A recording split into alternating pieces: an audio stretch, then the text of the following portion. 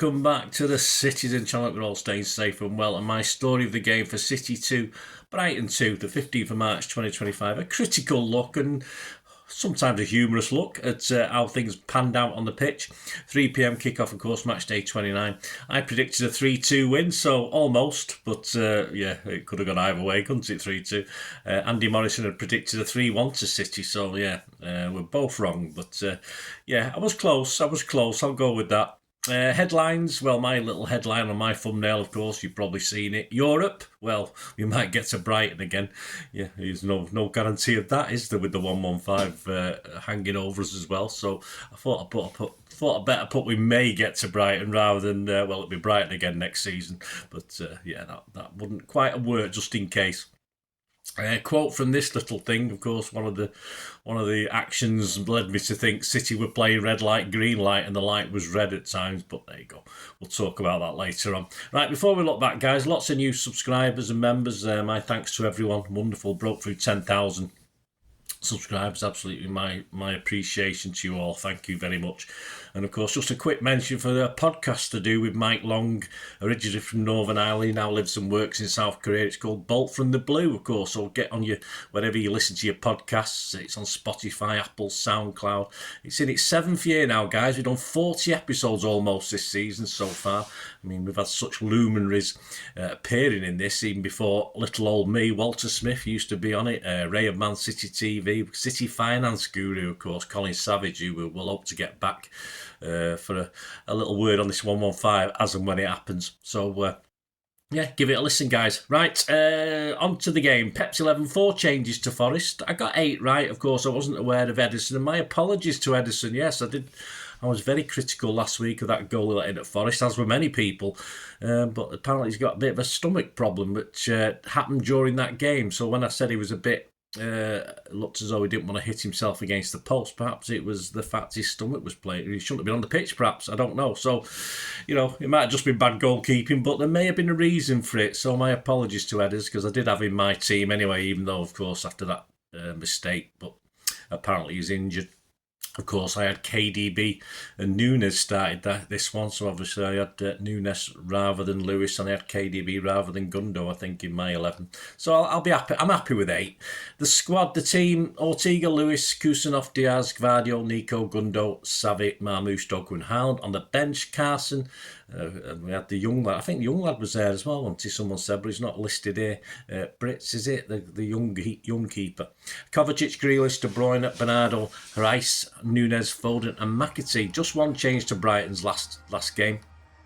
Verbruggen, Hinshelwood, Webster, Van Heck, Estupinian, Baliba, Gomez, Minter, Jorginho, Mitoma and João Pedro.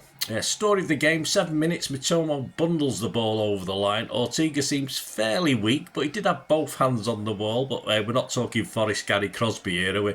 But it's ruled out for a foul or a handball, who knows? I think probably 60-40 it should have been given, and quite rightly it should have been given as a handball or a foul. I'm not sure which way it went, but hey, we got away with it. It's still 0-0.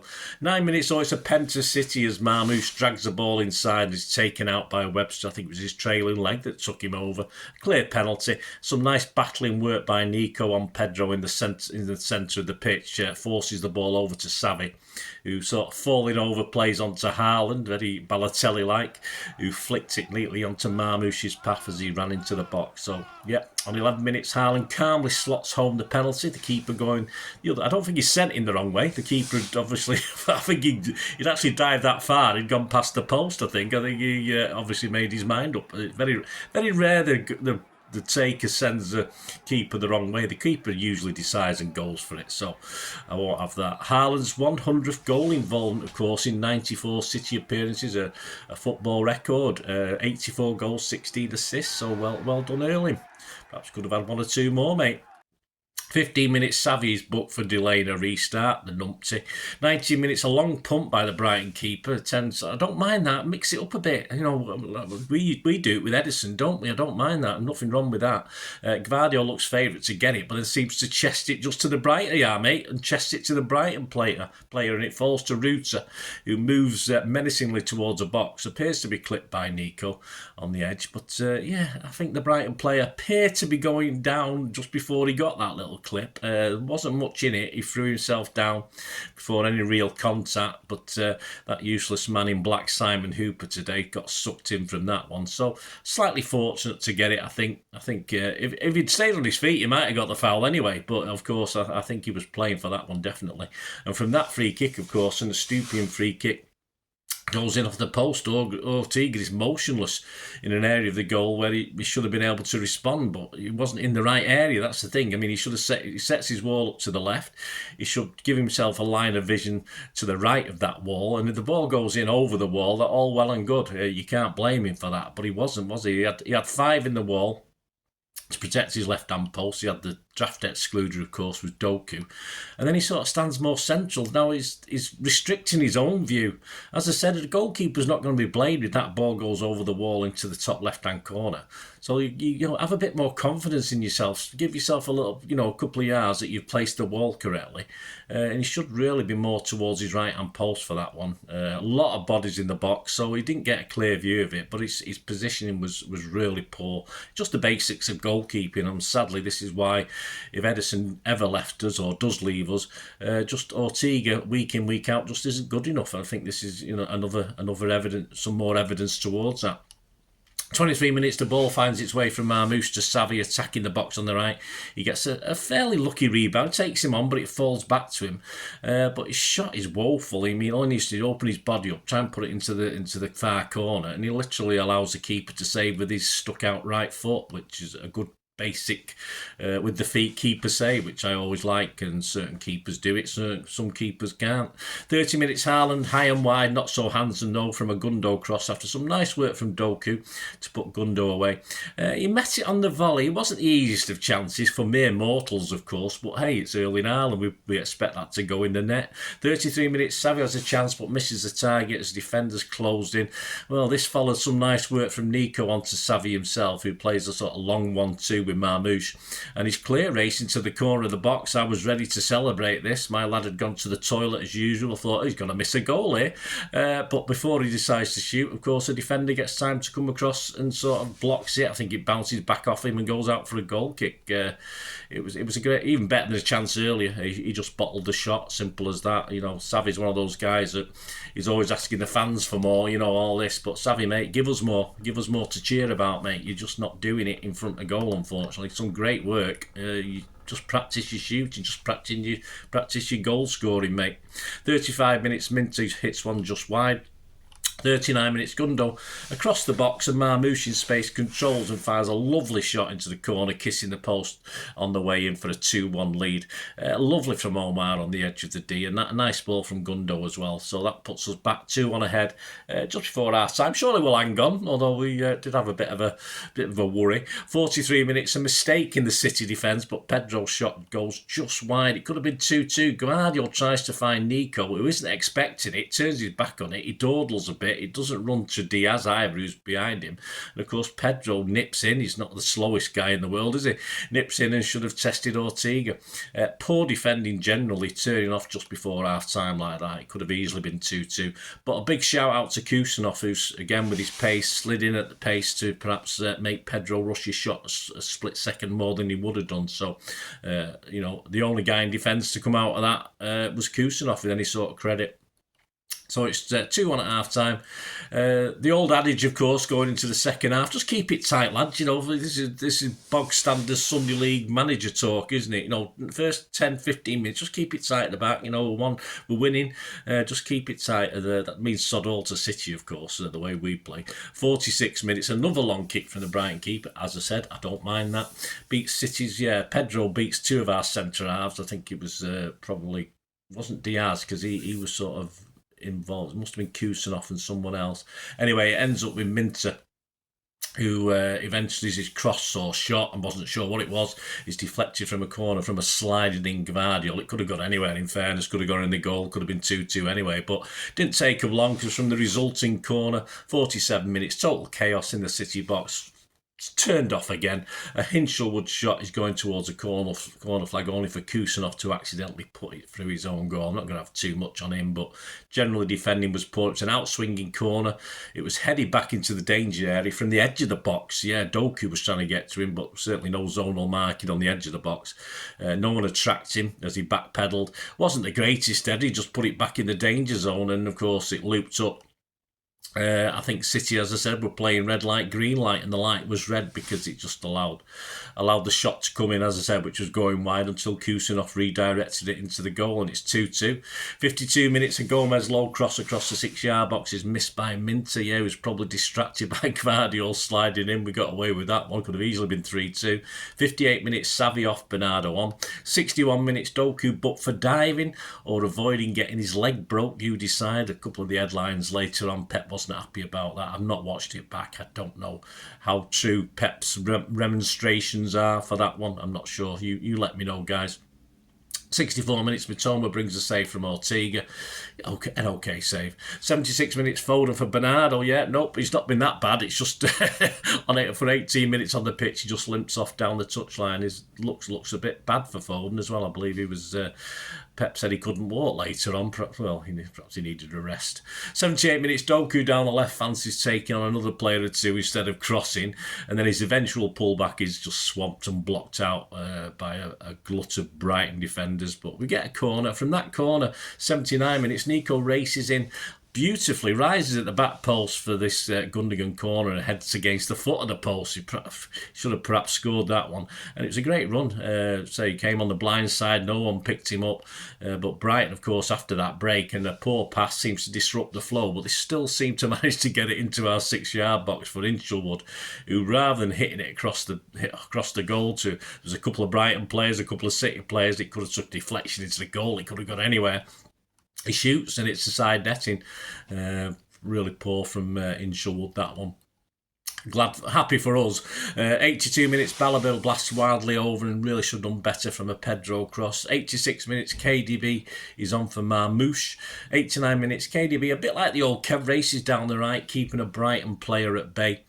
Then puts it through to Foden, who gets his shirt pulled, his collar right, being shame he didn't rip his shirt. Of course, gets fouled.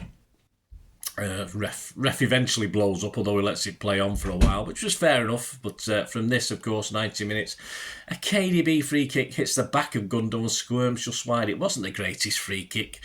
Gundo knew sod all about it. I think he'd been pushed by a defender. But this City, perhaps of 3 or 4 seasons ago, that might have flew into the net and they'll give us a last-minute victory. That's what champions do, isn't it, to win games? But it's just a finger the past that at the moment, isn't it? So there you go, not the result we wanted. Brighton were worthy of a share of the points, definitely worth a share of the points, guys. Any Brighton fans listening did very, very well. Even had the better chances. I think their XG was higher, and I think that probably... I think they had 50. We'll go over in the stats in a minute. They had more chances, so yeah, did very well. But City were again poor at times and made errors. Brighton, not perfect by any means, but yeah, they're doing. That's why they're up there. They're not up in the top 7 or 8 because they're rubbish. Again, they've had some good results this season. So it's tougher for us to get that Champions League place, of course, as it stands. We have very little momentum going into that last 9 league games. And that momentum, perhaps we can start it again with a win at Bournemouth in the FA Cup. But that's to come, isn't it? The table before Sunday's game, City remain 5th on 48 points, Brighton is 7th on worst goal difference, and Newcastle on 47 points, just a point behind. Newcastle have a game in hand, of course, so can go above us. Importantly, a win for Chelsea over Arsenal, debatable, I fancy a draw myself, will open a gap to 4th place, and a Forest win yesterday as well takes them 6 points clear up in 3rd, so it's getting harder and harder, isn't it? So therefore, my little thumbnail headline, of course, the stats: City 11 shots, 3 on target. Brighton 15 shots, 3 on target. Possession, we had 61%. 490 passes to Brighton's 322. City's probably worst pass accuracy stats I've seen this season without going back and checking. City 83%, probably 8 or 9% down on our best. Brighton 74%. Fouls 10 each, yellows 2 for us, 5 for them. So I didn't think it was a particularly physical game, but Hooper's a ref. What do we expect? 1 offside each, 4 corners for us, 5 for them. My man of the match, I gave it Marmouche. Some headlines and some other player ratings. The Mirror, Simon Mullock. City were there for the taking. Bloom just needed Poniros up front. I think that's something to do with horse racing, isn't it? Express, David McDonald. Place in Euro Elite is in doubt as City keeps slipping. Savvy, Marmouche, Dogwin, Haaland all rated a 7 with David McDonald.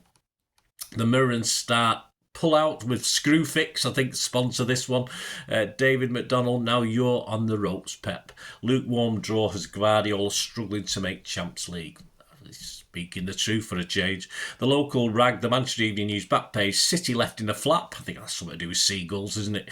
Or skulls. There's no such thing as a seagull, even though they claim it as a nickname. Inside, Simon Bukowski, mistakes are costing City dear as top four sliding out of view. He's not wrong there either. Gvardiol sees red over Doku's yellow for diving. Of course, that one where he could have got his legs broke or worse. I don't think he could have killed him, but you know we've heard that before.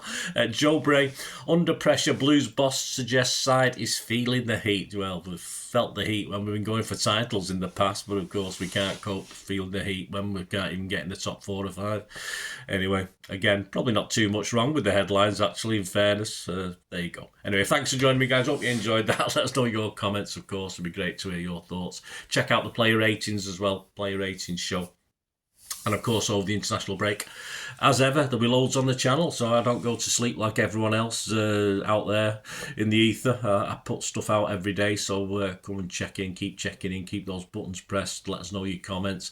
Yeah, let us give us a chat on the socials, join the socials, and of course, if you like what I try and do on the channel, guys, as I said, lots of new subscribers, very welcome. But if you like, spread the word, guys, as well. You spread the word; it's all word of mouth as well. That'd be much appreciated. But if you like what I do and you want to help support the channel, you know, I don't do live things where I can earn money like that. So if you want to help support the channel in any small way, it'll be very gratefully accepted. And all I ask is, keep watching and listening.